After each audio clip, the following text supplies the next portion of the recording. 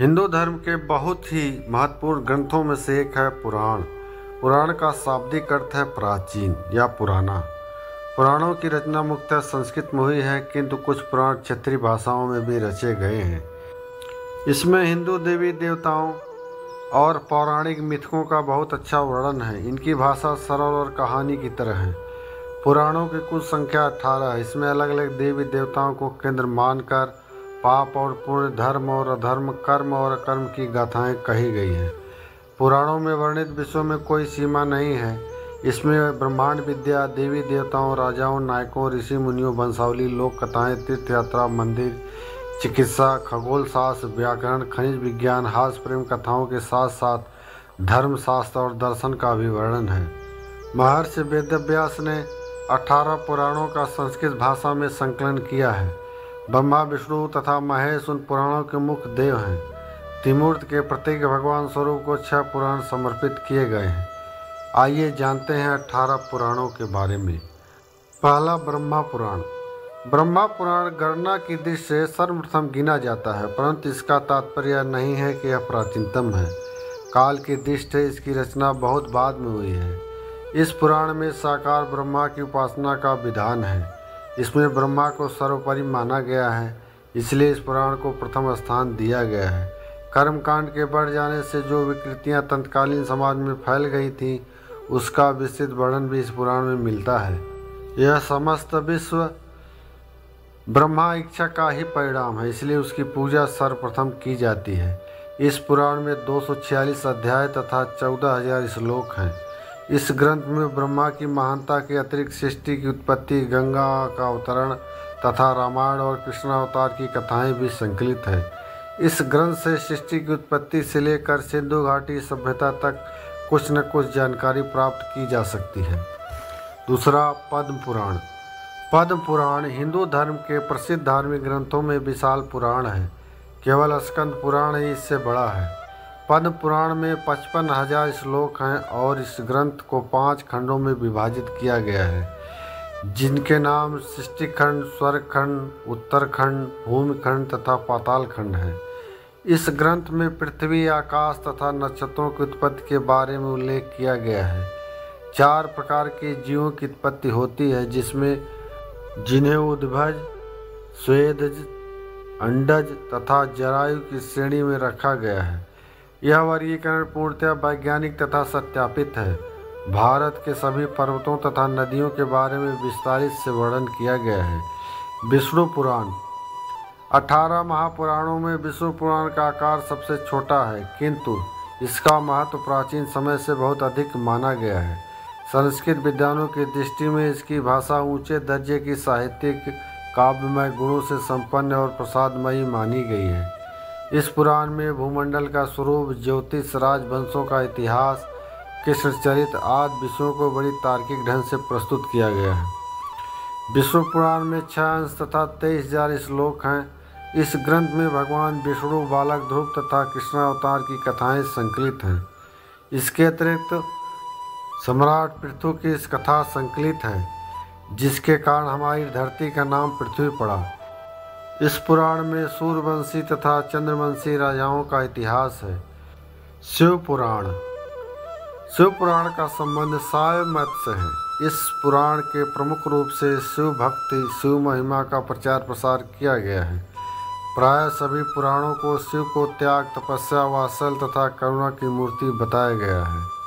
कहा गया है कि शिव सहज ही प्रसन्न हो जाने वाले एवं मनोवांछित फल देने वाले हैं, किंतु शिव पुराण में शिव के जीवन चरित्र पर प्रकाश डालते हुए उनके रहन सहन, विवाह और उनके पुत्रों की उत्पत्ति के विषय में विशेष रूप से बताया गया है।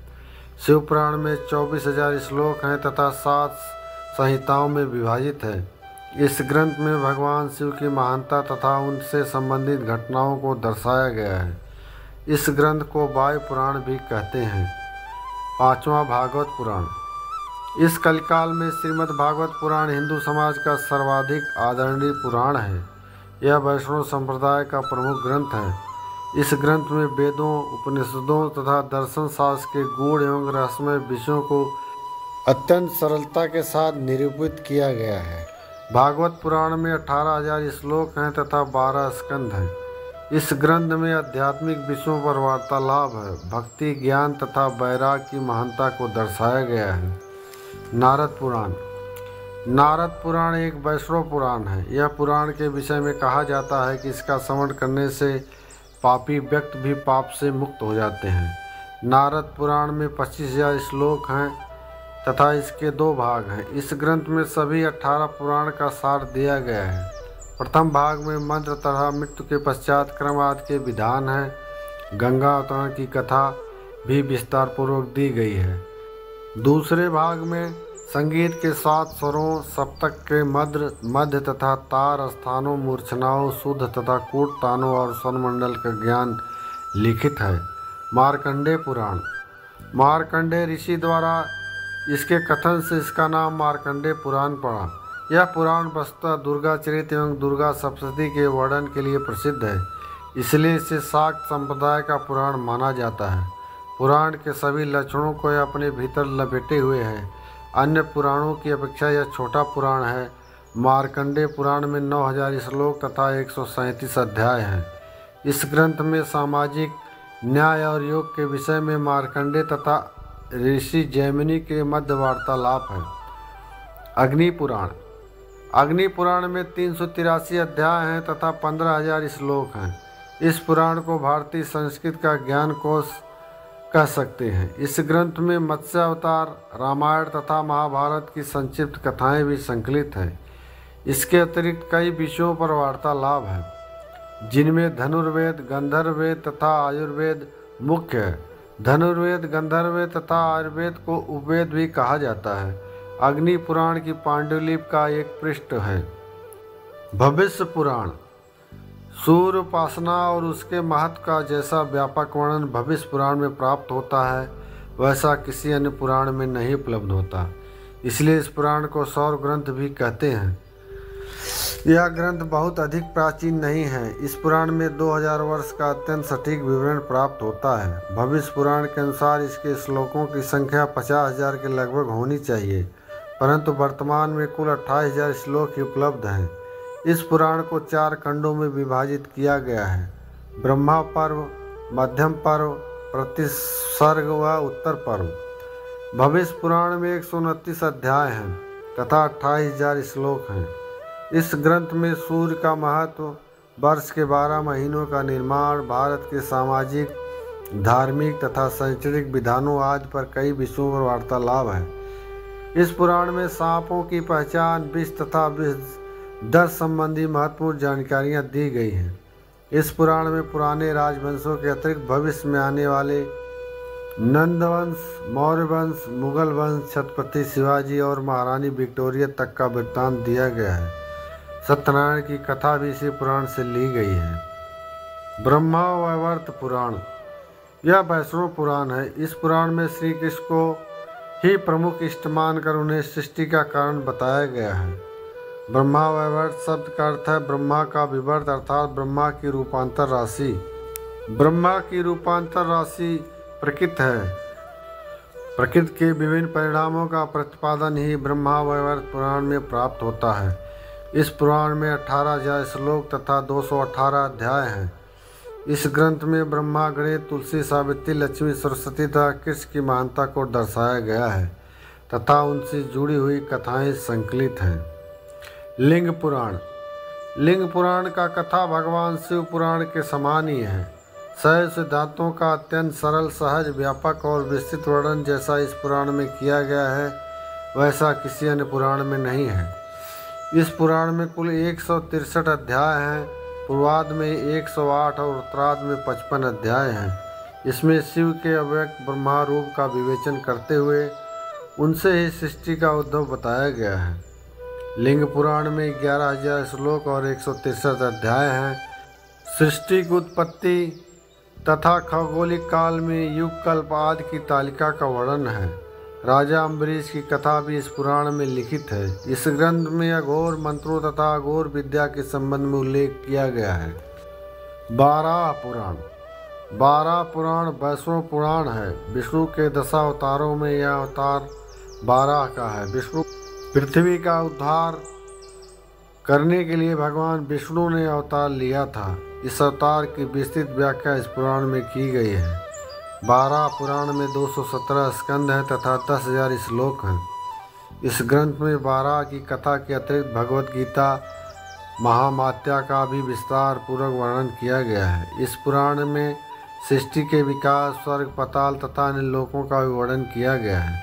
श्रद्धा पद्धत, सूर्य के उत्तरायण तथा दक्षिणायन विचरने, अमावस और पूर्णमासी के कारणों का वर्णन है। महत्व की बात यह है कि जो भौगोलिक और खगोलिक तथ्य इस पुराण में संकलित हैं, वही उस पाश्चात्य जगत के वैज्ञानिकों को 15वीं शताब्दी के बाद पता चला। स्कंद पुराण पुराणों के क्रम में इसका 13वां स्थान है। अपने वर्तमान में इसके खंडात्मक और संहितात्मक 2 रूप उपलब्ध हैं और दोनों में से प्रत्येक 81,000 श्लोक हैं। इस प्रकार यह आकार की दृष्टि से सबसे बड़ा पुराण है।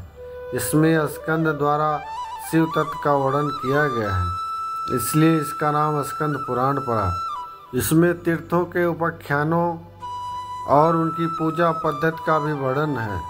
वैष्णव खंड में जगन्नाथपुरी की और काशी खंड में काशी के समस्त देवताओं शिवलिंगों का आविर्भाव और महात्मा बताया गया है। अमान्य खंड में उज्जैन में महाकालेश्वर का वर्णन है। स्कंद पुराण सबसे विशाल पुराण है।